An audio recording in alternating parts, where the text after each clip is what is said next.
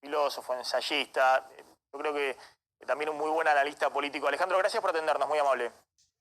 Al contrario, Maxi, gracias por la invitación. Bueno, a ver, Alejandro, hoy es un día muy especial.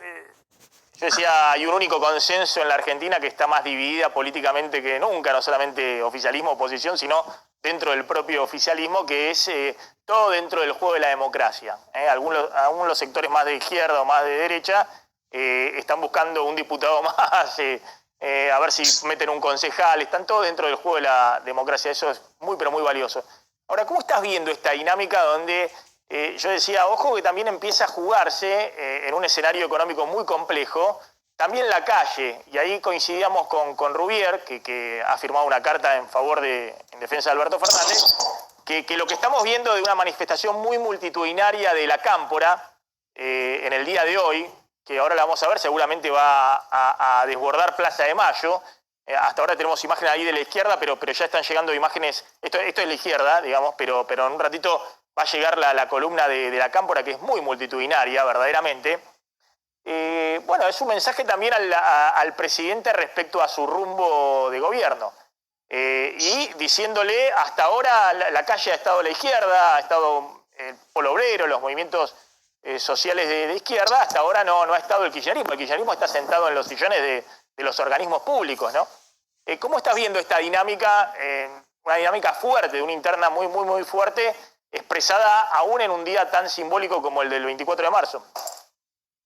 Bueno, efectivamente, la dinámica, tal como la describís, es una dinámica estresada, es una dinámica poco confortable para los actores y por consiguiente poco confortable para la sociedad que mira los modos en los que se resuelven los conflictos adentro del poder. Yo desdramatizaría un poco, si se me permite una expresión tan fea, ya dramatizar es feo, desdramatizar es más feo todavía. Desdramatizaría un poco en el siguiente sentido. Las coaliciones políticas se hacen aduciendo principios, pero se construyen para obtener y controlar el poder. Por supuesto, no cualquier cosa puede actuar de cualquier manera, pero la flexibilidad de las coaliciones para aceptar puntos de vista que no son los que prefiere una parte de los integrantes, esa flexibilidad es muy alta. Yo no creo que aquí haya ninguna ruptura, no creo que estemos en presencia de una ruptura, no en este momento. Creo que la idea de la ruptura es la proyección de las fantasías de algunos que creen que sería más fácil desplazar al oficialismo del gobierno en caso de ruptura que competir con él en las próximas elecciones si el escenario del oficialismo es de unidad. No estoy diciendo que no pueda ocurrir en el futuro, hay que ver cómo se intenta resolver la elección de candidaturas, si es por una interna o no, qué ocurre una vez que esa decisión se tome con quienes pierdan en los procesos internos, que puede por supuesto fracturarse la coalición, pero no es el momento en el que se va a fracturar. Nadie gana nada con esa fractura. Ahora, ¿qué es lo que está pasando en la calle hoy, según mi opinión? Creo que ya ha habido comentarios en este sentido de colegas tuyos. La Cámpora no se va a ir del gobierno, pero sí va a mostrar un rostro hacia cierto sector de la sociedad que quiere identificarse con la oposición a lo que pasa, no con irse del gobierno, con oponerse a algunas de las cosas que ocurren. El peronismo tiene una historia larga en este sentido, no es el único que tiene una historia larga. El radicalismo tiene más de un rostro, el radicalismo tiene numerosos rostros, y pensar en la relación entre De la Rúa y Alfonsín en su momento nos permite ver que ahí hay muchas cosas diferentes. El peronismo, que es menos programático todavía que el radicalismo, tiene más flexibilidad para hacer muchas cosas a la vez.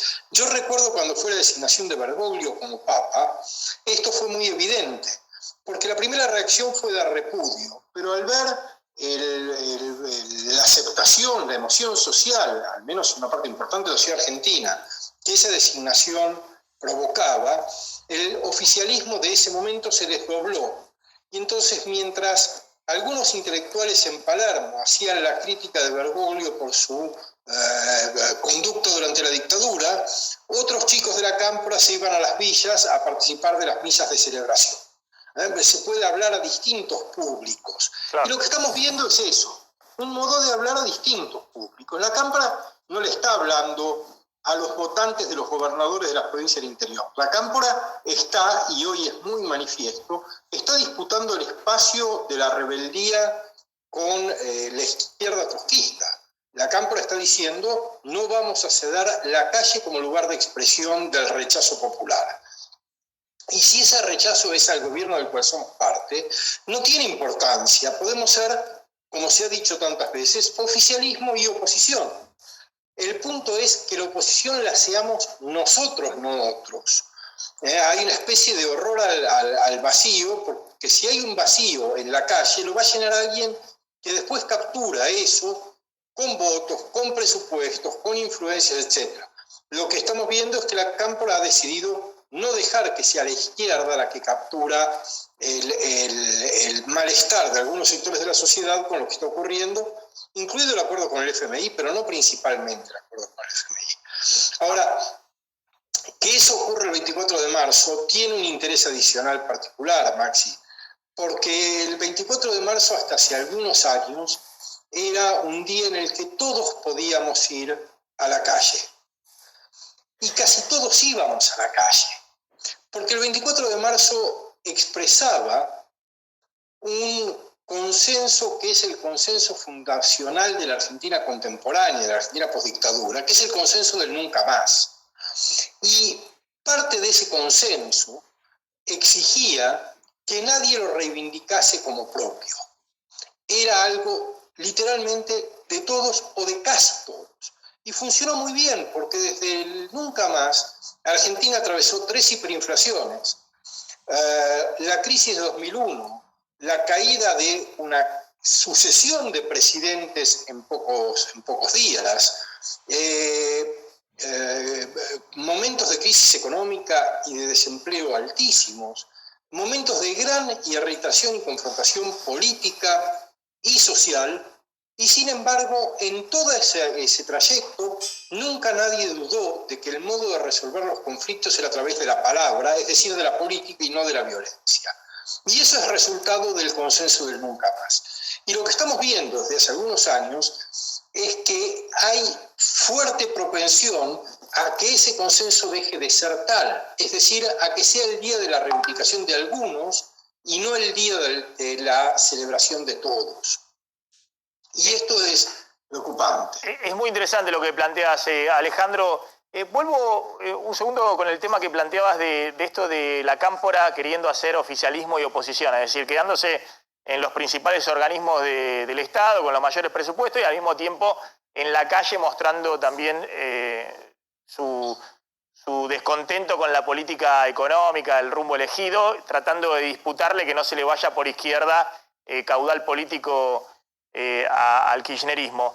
Ahora, ¿eso no tiene en algún momento algún punto de quiebre? Porque está claro que si la situación económica no mejora y demás, el distanciamiento o el despegue de Cristina y la Cámpora del gobierno va a ser mayor.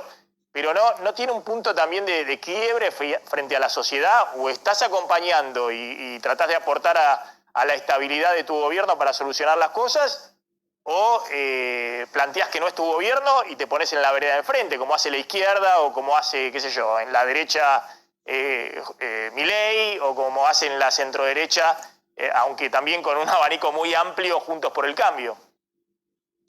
Bueno, yo no lo pondría en términos ideológicos, sino en términos pragmáticos. ¿Quién gana y quién pierde en cada situación y en cada escenario? Milei, entrando al PRO, no ganaba. Era un dirigente más entre otros dirigentes con los que tenía que competir y competía desde atrás porque era un recién llegado, porque no tenía experiencia, porque tenía que subordinar su discurso al discurso de un partido preexistente, etc. Yendo por libre, Milei ganó. La izquierda trotskista especula menos con ganar o perder porque tiene un componente dogmático muy fuerte y por tanto lo más importante para la izquierda trotskista es no ver comprometido su dogma. Y si eso implica un límite a su crecimiento político, están dispuestos a asumir ese límite. Pero en las coaliciones mayoritarias, en las dos coaliciones mayoritarias, la pregunta acerca de quién gana y quién pierde saliendo tiene hasta el día de hoy una respuesta muy clara. El que se va pierde. Aquel viejo dicho de la política según el cual el que se mueve no sale en la foto. Cristina se va del gobierno y ¿qué gana? Gana el derecho de criticar al gobierno, tiene el derecho a criticar al gobierno. Hoy en día habla de los que están en el gobierno, no habla en primera persona del plural, habla en tercera persona, ellos. Es decir, el derecho de criticar se lo asignó y nadie se lo quita. Pero si se va, eso es lo único que le queda. Y lo único que le queda es muy poco a la hora de conservar una estructura de poder, de competir por el poder. Cristina sabe muy bien que ella sola el año próximo no es una fuerza política relevante en términos de competitividad presidencial, sí en términos de incidencia, pero no de competitividad. Es decir, no hay hoy ningún motivo, y tengamos en cuenta que se trata de coaliciones ideológicamente muy laxas. No son, quiero decir, Alberto prometió en su discurso de Asunción que este iba a ser un gobierno de científicos y de mujeres, y es el gobierno del señor Mansur, en el que hay una sola mujer en el gabinete. Y nadie se rompió las vestiduras, ni siquiera la mujer que tendría que haberse roto las vestiduras, por eso que era ministra de Género. Y que aceptó seguir ahí, aunque lo que ocurre desmiente constantemente los supuestos principios por los cuales se integró el gobierno. Me parece que tenemos que tener siempre presentes que se trata de coaliciones poco programáticas. No son coaliciones intensamente, pero uno puede decir, Cambiemos es una coalición más pro-mercado y el kirchnerismo o el peronismo es una coalición más pro-Estado, pero no son coaliciones programáticas con una ideología rigurosa, asentada en la discusión y en la trayectoria y en la historia y en las tradiciones políticas. Son coaliciones más orientadas al poder y a utilizar el poder en beneficio de sistemas de intereses más que de ideas, y por tanto su plasticidad es muy alta. Alejandro, yo no veo... Sí. Está claro lo que planteas, y muy interesante también lo que planteas respecto al peronismo, ¿no? Que es también un catalizador de época, por eso es tan amplio, digamos. Bueno, esa es una de las virtudes del peronismo, Maxi. Sí. El peronismo tiene, y posiblemente por la estructura social que lo integra, por la base social, no solo popular, sino también de algunos sectores medios e incluso de sectores del capital que lo compone, el peronismo tiene un oído muy, muy agudo para entender el espíritu de la época.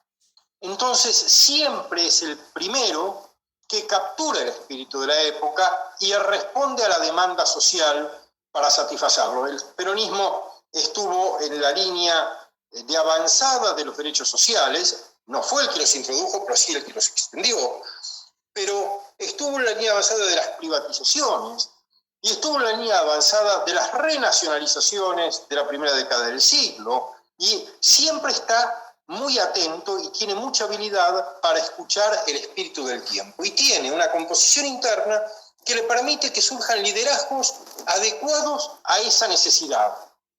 Sí. Entonces, ahora, en ese punto, y está clarísimo lo que vos planteás, digamos, el propio Perón del 46 al 49 era lo que ocurría en el mundo, digamos, ¿no? Con la expansión muy fuerte de las regulaciones del Estado post-Segunda Guerra Mundial, lo que se da en llamar el keynesianismo. En la década del 90, Menem expresando un poco la tendencia mundial de Reagan-Thatcher, pero ojo que yo creo que hoy un poco el reclamo, sobre todo en la sociedad argentina, es un reclamo, no me metas en otra crisis, o sacame de esta y bajame la inflación, digamos, ¿no? Es un reclamo, me parece que la idea esta de, que fue un poco el segundo gobierno de Cristina, la vamos llevando, tenemos 25% de inflación y damos 25-27% de aumento de salario.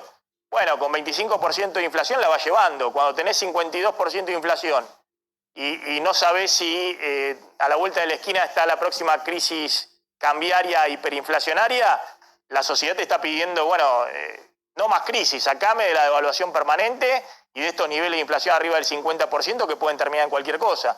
Y ahí no, es cierto, y ahí no está claro, un poco están disputando dos espacios del peronismo. Alberto Fernández, que entiende que no tiene otro camino que tratar de estabilizar de manera financiera y cambiaria, y bueno, y el kirchnerismo que le dice, no, volvamos a distribuir a las compensaciones. Es cierto, pero yo diría dos cosas. Primero, la sociedad reclama bajar la inflación, pero es un reclamo en sordina, ¿no? La sordina es lo que baja el volumen en los instrumentos musicales. La trompeta, se le coloca una sordina para que la trompeta se escuche, pero que no aturda. Estos son reclamos con sordina por dos motivos. Primero, porque el riesgo, si el reclamo se extrema, el riesgo es que la crisis se agrave, no que se modere. Y nadie quiere que la crisis se agrave. Y segundo, es un reclamo en sordina, porque la sociedad aprendió en los últimos años que todos los elencos políticos son incapaces, incompetentes y fracasados. Todos. Uno puede escuchar a Macri, que vuelve hoy a decir lo que diga, pero lo que tiene como memoria es que Macri fracasó en su gestión. Y uno puede escuchar a Cristina prometiendo no sé qué, pero Cristina fracasó en su gestión. Y se fue en 2015 dejando el país en una pésima situación, por lo que perdió las elecciones y volvieron a perder en diciembre pasado. Es decir, el reclamo puede aumentar su volumen si hay una expectativa de cambio. Y en este momento la sociedad está muy preocupada porque no ve ninguna... Si uno mira las encuestas sobre los líderes de opinión, de políticos, todas las encuestas indican que fundamentalmente los líderes tienen una peor imagen, una mucho más alta imagen negativa que positiva. Mucho más alta imagen negativa. Es decir, los ciudadanos no creen, y si no tenés liderazgos confiables, ni partidos confiables, tus reclamos se tienen que moderar. Y el peronismo actúa en consecuencia, sabe que pueden salir a la calle a protestar y saben que no va a pasar nada. Saben que hay una expresión que los economistas y la ciencia política es muy frecuente y que pues, si lo conocen, es el free rider. El free rider es el polizón, no es el que se sube a un barco sin pagar el boleto para ser trasladado gracias al esfuerzo que hacen los que pagaron el pasaje, los que tripulan la nave, los que la construyeron, etc. Uno no contribuye y se beneficia. Bueno, la cámpora es un polizón del proceso político actual. No quieren pagar costos, pero no se quieren bajar del barco. Y pueden hacerlo porque no hay riesgo asociado con lo que están haciendo. No van a poner en cuestión el trayecto económico, no van a estirar de la soga más de lo que la soga puede dar, no van a hacer algún gestito adolescente, de alguna rebeldía adolescente, ¿no? Esa que uno hace sabiendo que finalmente papá y mamá se van a ocupar de que la comida esté en la mesa, de que la ropa esté lavada, y uno protesta, pero protesta sin riesgo. No se va de la casa a ganarse la vida en la calle sin red. Bueno, estamos viendo esas escenas. Por eso empecé diciendo hay que desdramatizar, porque me parece que estamos viendo juegos infantiles. Máximo Kirchner renunciando a la presidencia del bloque para, qué efecto, qué racionalidad política, qué altura política, qué coraje político hay en eso, cuando por otra parte no hay ninguna palabra dicha como alternativa. Nos hubiera gustado que la negociación fuera diferente, pero no fue. No fue, pero ¿qué alternativa? Es muy irresponsable, es una irresponsabilidad con poco efecto. Es una responsabilidad como la del adolescente. Hace una travesura, pero no cambia un gobierno una travesura. Es eso, me da la impresión de que estamos viendo eso. Sí, esa visión es una visión que, como vos decís, desdramatiza el conflicto. La verdad que, visto en esta crisis económica, una interna del peronismo y la fragilidad, sobre todo política, que tiene el presidente, que quedó expresada en el rescate que hizo Juntos por el Cambio del acuerdo con el fondo en diputados y senadores, bueno, esperemos que efectivamente esa fragilidad no termine generando todavía más consecuencias. Yo quisiera hacer un comentario, si me permitís, Maxi. Sí. Y me diste pie con algo que es muy importante. Yo desdramatizo la crisis de superficie del oficialismo, pero no desdramatizo la crisis en profundidad de este país. La crisis del país es profundamente dramática por lo que ocurre en este país en este momento, la pobreza, la inflación, la incertidumbre, pero sobre todo por la carencia de capacidades intelectuales y políticas para resolver. Esto es lo que la vuelve más